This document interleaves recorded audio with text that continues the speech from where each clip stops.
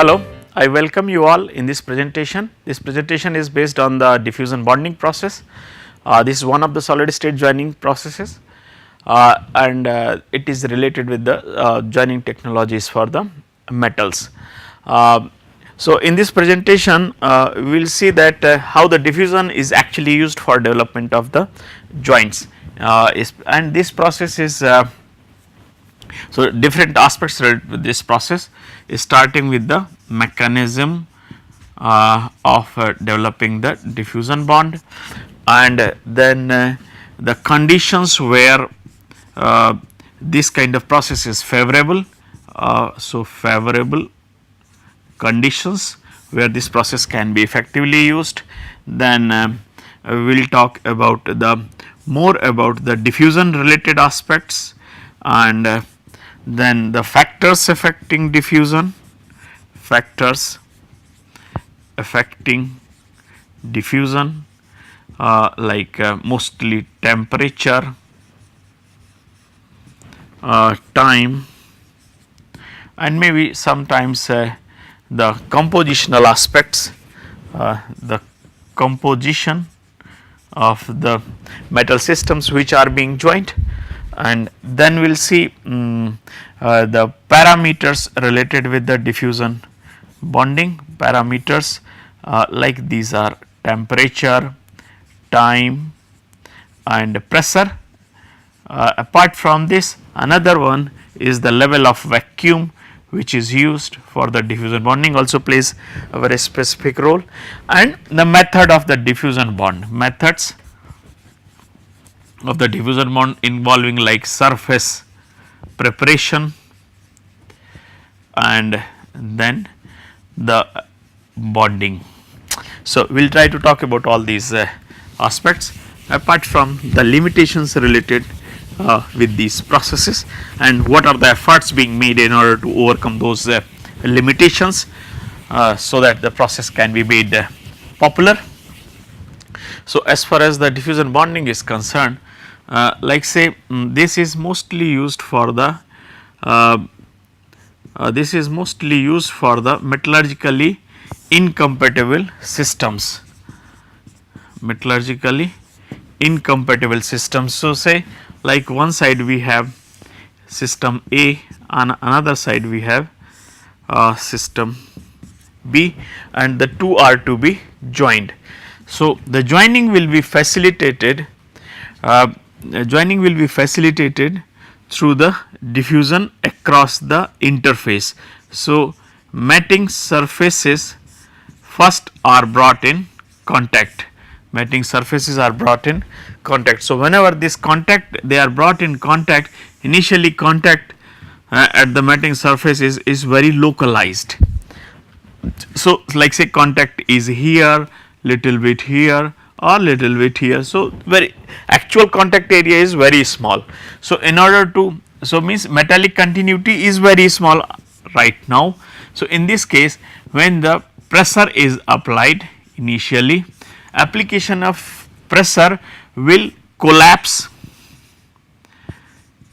or deform all the asperties, peaks and valleys, so that by the plastic deformation things come closer and we will see that the two sides have really come closer and the gap is left here and there.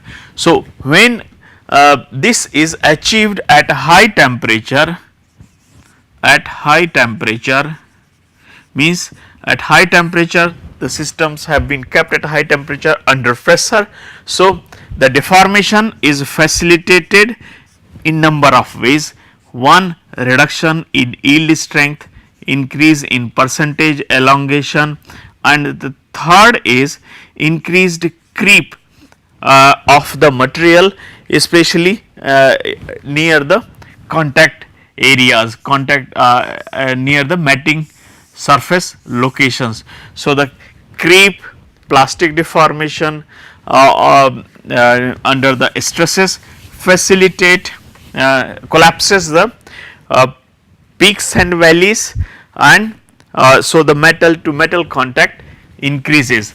Once the metal to metal contact increases, the diffusion like this, like say most of the things are in metallic contact. So, diffusion across this starts, and when the diffusion starts, the grain boundary formation takes place. So, grain boundary formation across the interface occurs.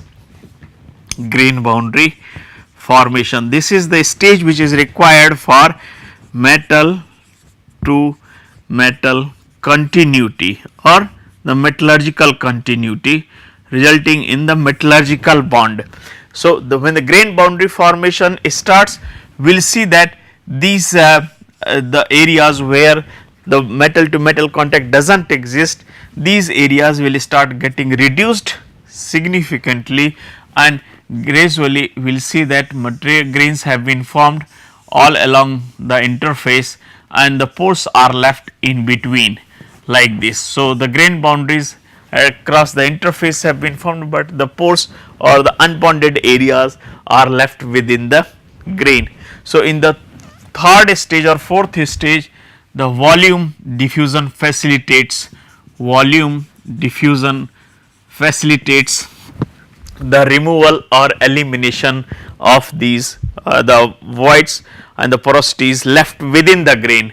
However, the porosities, like this is the system which has been joined and the grains have been formed at the interface like this, and if the pores are left within the grains, then these are not considered to be very harmful for the mechanical performance or mechanical properties of the weld joints, because these are within the grains and they are very localized and their shape is spherical. So, they are not that damaging, but still if the diffusion is continued for long, then all these voids are eliminated by volume diffusion step or the mechanism of the diffusion bonding. So, basically it involves the initial plastic deformation followed by the creep, and then grain boundary formation by the diffusion across the interface, and then volume diffusion for elimination of all these voids takes place for development of the diffusion bond. So, these are the steps: is initial contact, then plastic deformation of the asperties under the load, and then voids start disappearing gradually as the diffusion proceeds and grain boundaries are formed, and thereafter once the grain boundary formation starts, the pores will start getting reduced, and at the end when the pores are localized within the grains, the volume diffusion of the volumetric diffusion helps in elimination of these voids and pores from the materials. This is what has been shown schematically.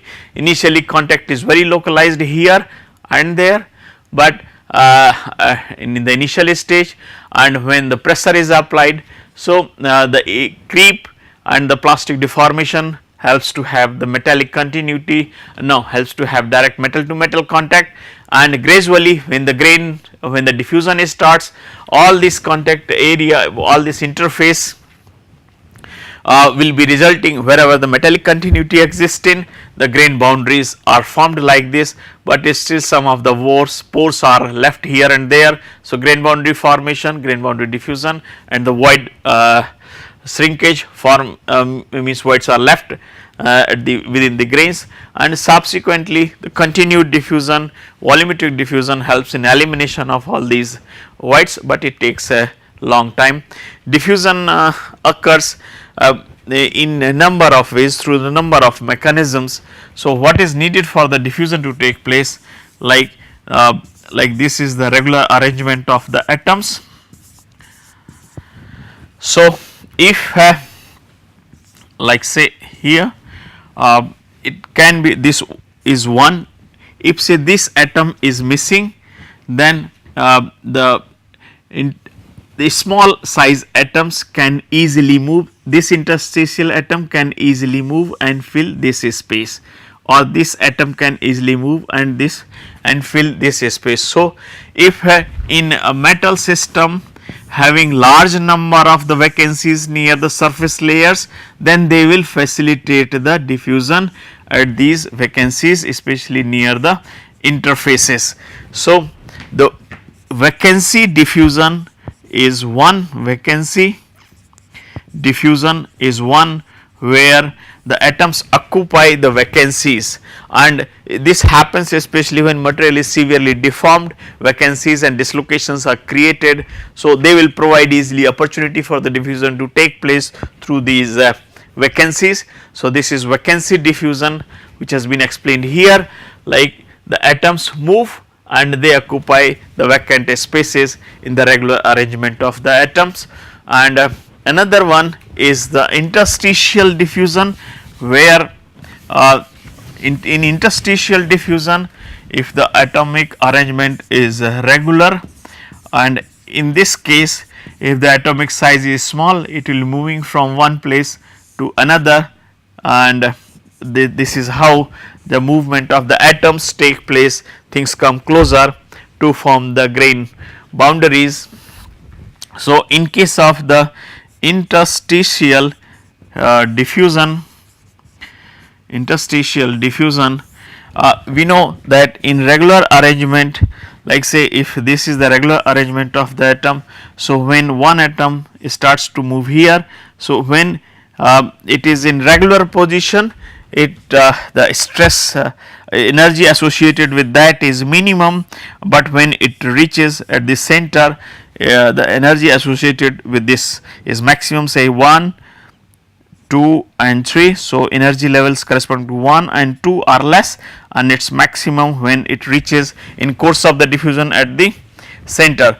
So, amount of the energies required for diffusion to take place will depend upon the way by which the diffusion is taking place. Like say in case of the in one case where the diffusion take place through the exchange of atoms, like this here. So, these two atoms exchange their positions, or in one case where in regular arrangement of the atoms like this, they change their position in particular fashion, like this atom moves here, this atom moves here, and this atom goes here like this. So, a ring kind of thing is formed as far as the change in their positions is concerned. So, here the atoms change their positions like this, and a ring kind of thing is formed. So, this is called a ring diffusion, exchange diffusion, vacancy diffusion I have already explained, and interstitial diffusion. So, the kind of energy required for movement of the atoms through the different mechanisms is found to be the different. Vacancy diffusion needs the minimum energy for the movement of the atoms, which is measured in terms of the activation energy. So, the activation energy is minimum for vacancy diffusion, that is what we can see. The first one, ring diffusion, is this one. So, somewhat more amount of energy is required for the diffusion, ring diffusion, then interstitial diffusion, and maximum for exchange diffusion. So, depending upon the mechanisms involved, the different amount of the energies are required for facilitating the diffusion. If we see these, the vacancy diffusion needs minimum amount of the activation, needs the minimum activation energy, while the exchange diffusion requires the maximum one. So, to exploit this aspect, what is done, mostly efforts are made to have the more vacancies near the matting surfaces, so that the diffusion across the interface can be really facilitated. So, one of the approach related with this is that the surface, near surface layers, if they are deformed, intentionally deformed in very localized manner. So, controlled deformation of the surface layers of the two sides will help in two ways. One is the grain boundary formation through the refinement. So, means in number of the grains being formed, that number of the grain boundaries will increase, grain boundary area will increase with the refinement of the grains. So, the grain boundary formation through the grain refinement and increasing the number of vacancies, increasing the number of vacancies through the deformation will further facilitate the diffusion, and diffusion will also increase the dislocation density in the near surface layers. So, these will further provide the opportunities for the atoms to diffuse. So, this is one thing which can be done to have the near surface layers which are more favorable from the diffusion point of view in very controlled way. So, refinement of the surface layers and the controlled surface layer deformation are the two things probably which can help in increasing the grain boundary, help in the diffusion at the surfaces. So, this is what I have already explained. When the atom is in its normal position, the energy level is minimum, but when as soon as it tries to cross the given the space between the two atoms, the energy level is high, and then again it reaches to the lower level, like say the C is corresponding, the position of the atom corresponding to C, energy level is minimum. So, now what distance, how is, at what speed the diffusion will be taking place. So, this is characterized in terms of the diffusion coefficient of the material. Materials which diffuse faster will have the higher diffusion coefficient as compared to others. For the different metal systems, diffusion coefficient is found to be different, and it is found the function of the temperature and the metal systems significantly. So, in order to quantify or in order to express the way by which diffusion varies or diffusion, since in the diffusion bonding, diffusion is very crucial across the interface. The faster the diffusion, rapidly the bond will be created or bond will be established or formed between the components being joined.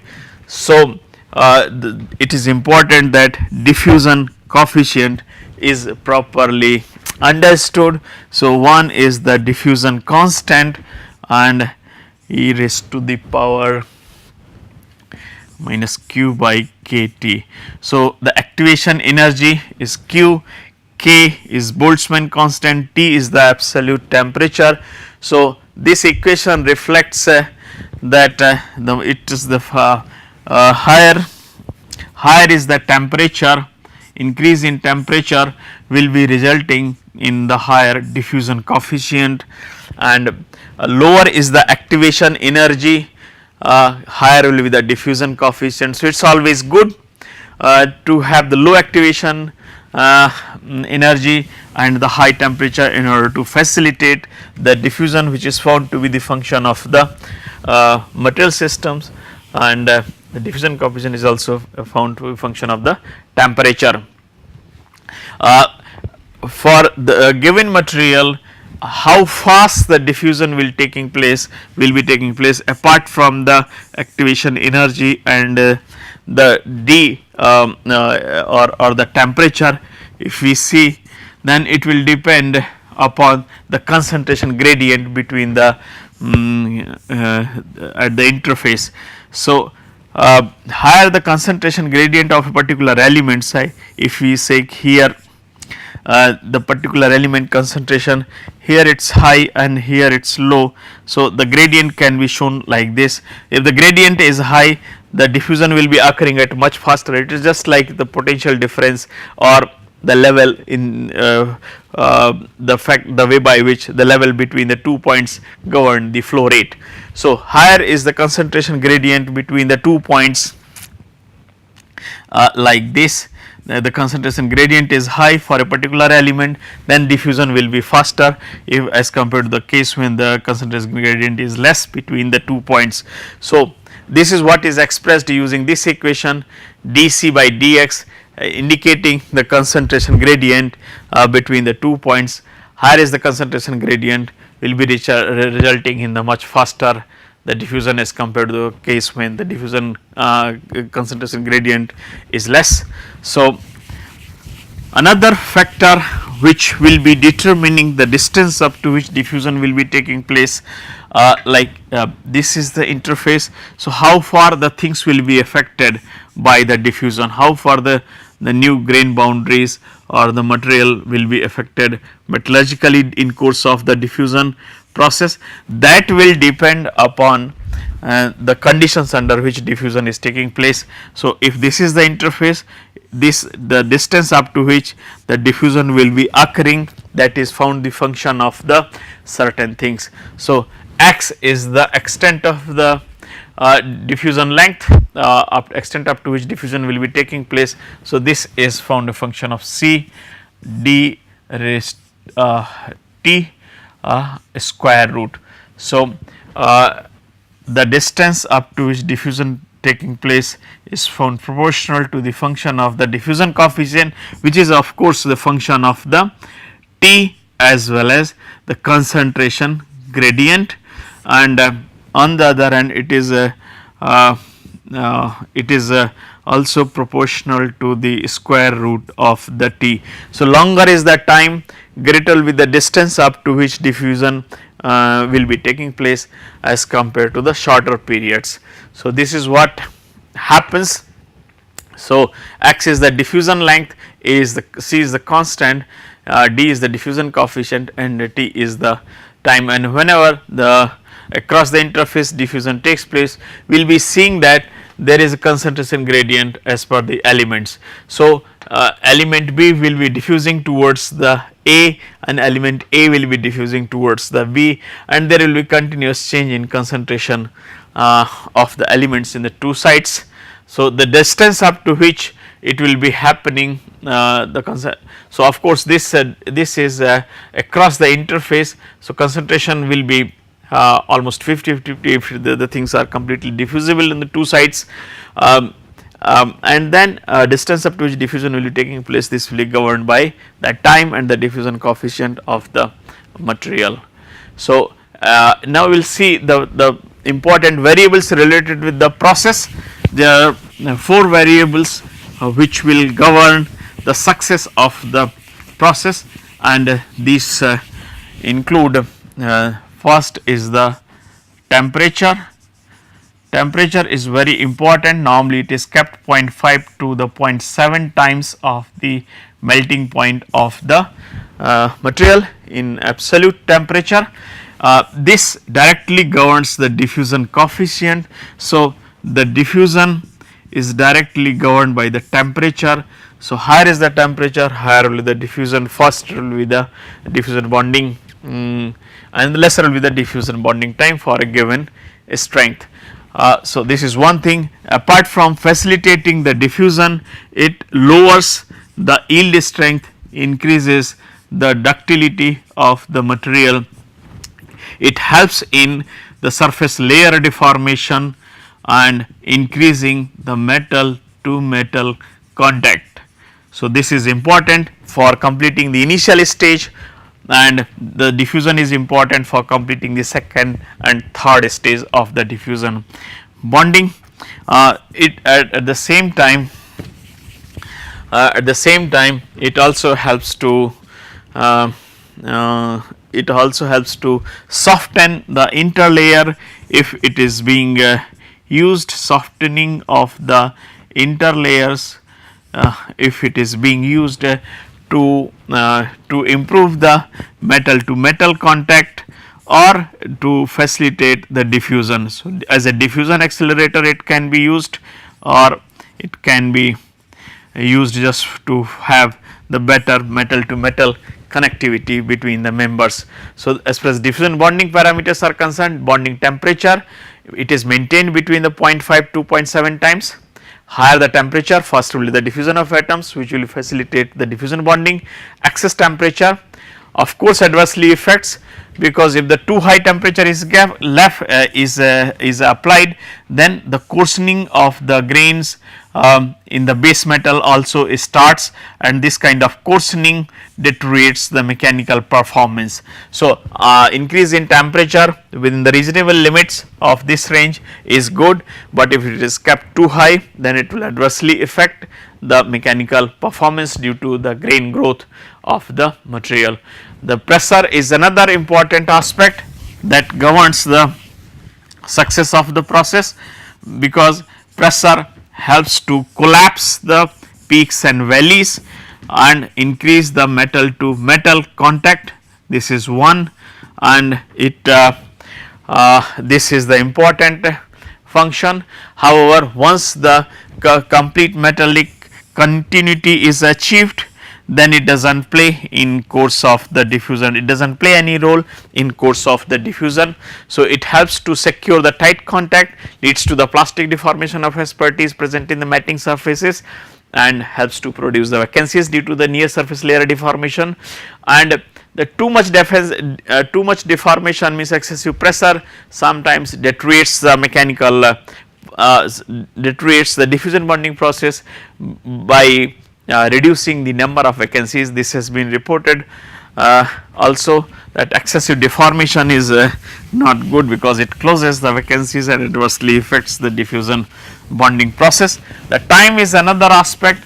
It is good to keep it for long, so that volumetric diffusion can eliminate all the vacancies, all the not vacancies, all the pores which are present at the interface, but excessively large exposure time can lead to the coarsening of the grains. So, low temperature bond will form. At the low temperature, it will take longer time to develop the diffusion bond, because at high temperature faster diffusion will facilitate the bonding earlier. Increase in holding time results in increase in strength, but after some time it will start decreasing due to the grain growth. We know that if the high temperature is kept for longer periods, then grain starts to grow, and that adversely affects the mechanical performance.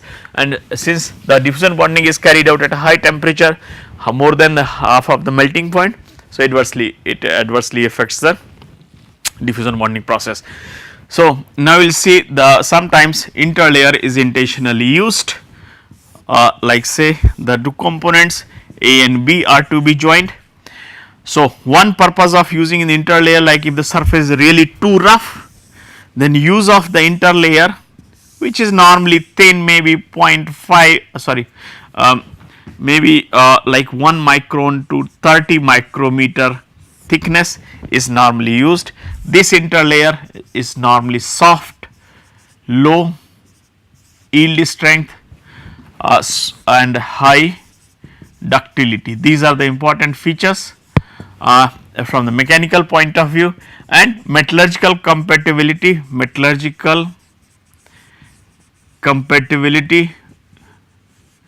with the members being joined is another requirement.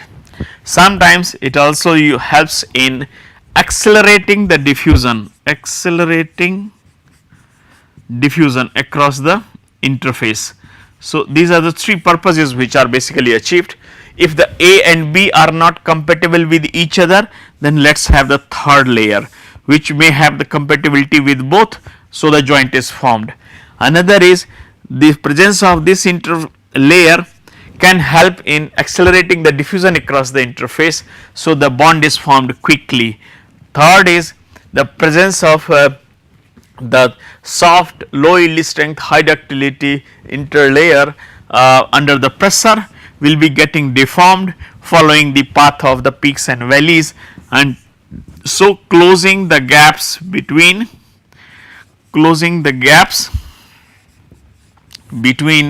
the peaks and valleys and increasing the metal to metal contact. So, these are the three functions which are normally achieved with the help of with the use of the interlayer. So, in improving the metallurgical compatibility, metallic intimacy and the diffusion accelerators. So, normally it should be soft, low yield strength and high ductility. These are normally thin layers, may be used in form of sheets or in form of powders. These are normally metal systems like nickel, copper, silver, gold, etc. are the commonly used interlayers, and this is typically a bond which is showing the two components joined using the silver interlayer, showing that how the interlayer appears when the diffusion bond is developed using the interlayers. And this is the typical system which is used for developing the diffusion bond. We can say it is a vacuum hot press where this is control chamber and this is the main vacuum chamber with the heating capability using the resistance heating principle, and it is a 10-ton capacity press and the samples are kept. This is the vacuum chamber and here the samples are kept under pressure and the diffusion suitable vacuum is selected so that impurities are not formed at the interface in presence of the gases. And so, this is the typical system which is used for developing the diffusion bond. There can be variety of systems of the similar kind. The vacuum is the another parameter which is which should be discussed. Like vacuum will be facilitating the absence of the atmospheric gases. So, vacuum of 10 to the power minus 3, 10 to the minus 5 torr is commonly used.